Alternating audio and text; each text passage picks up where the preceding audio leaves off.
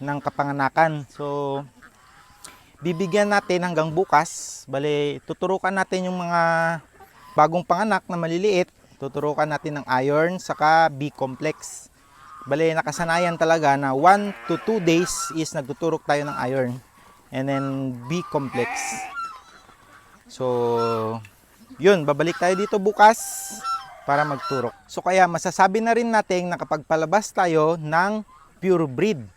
Dahil sa mga kabisado ng diagram ng breeding ng mga bower goats is kapag ang full blood na bower ay crinos sa native ay nagiging F1. Tapos kapag yung full blood nag-cross sa F1, ang nagiging anak ay F2. Full blood ay nag-cross sa F2, nagiging F3.